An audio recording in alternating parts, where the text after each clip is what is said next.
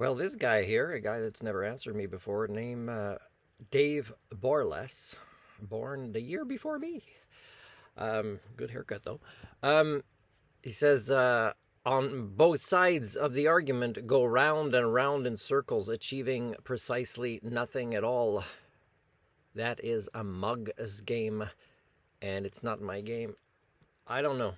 You are very much a capitalist. Money comes back a lot.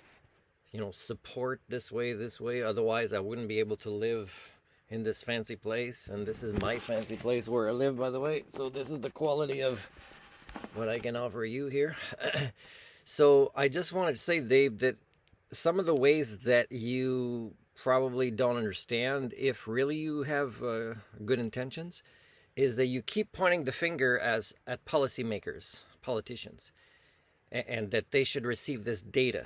Okay, now receiving data does not make them scientists. It does not make them more altruistic than they already are, which is not really at human levels at the age that they're at, right? It's not gonna suddenly you guys are hoping for miracles by saying these things.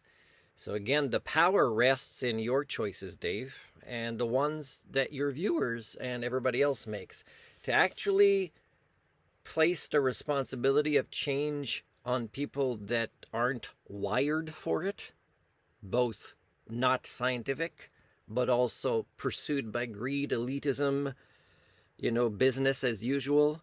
It's ridiculous. It makes you ridiculous in my eyes. I do watch your videos, Dave, and I share them for some educational value, but I often feel like doing one of these right after and saying, here's some data that I can vouch for, especially in the way it's delivered. Often goes over the heads of most of your viewers. I hope you understand.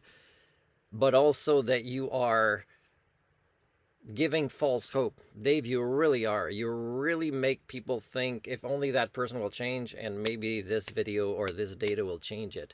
And then these policymakers will act differently through some sort of miracles, because you got to believe in miracles for these policymakers to act differently and not keep accelerating the Anthropocene. And the Anthropocene, again, Dave, isn't measured in physics or chemistry as much as it's measured in psychology and sociology. So again, the Anthropocene, Dave, for you to understand it properly, is related to the flaws in our thinking.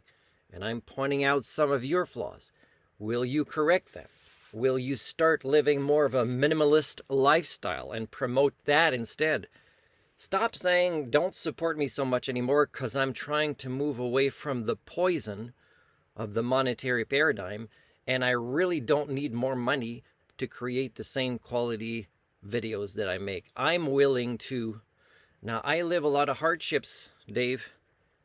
A lot of hardships. And some of the reasons that these are harder than most people realize is that I am very rare living like this. And when it's rare, it makes it harder. And that could be a series of videos to explain this and these socio-cybernetic feedback loops.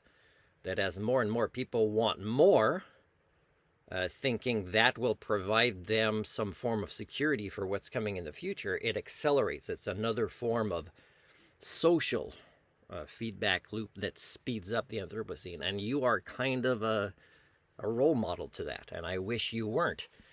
So for so many people that live beyond the lifestyle that they require for their basic needs at the expense of the basic needs of thousands of people for that one person, you are one of the bad guys, Dave. And the sacrifices that if we really have altruism we have to take on is to live way below what we should with the number of people on this planet. And when more people do that, hopefully, through the miracles you believe in, I don't believe in these miracles because of my theory of HSD, then, the hope could be that maybe the people that have accepted a lot of hardships could have a little bit less hardships.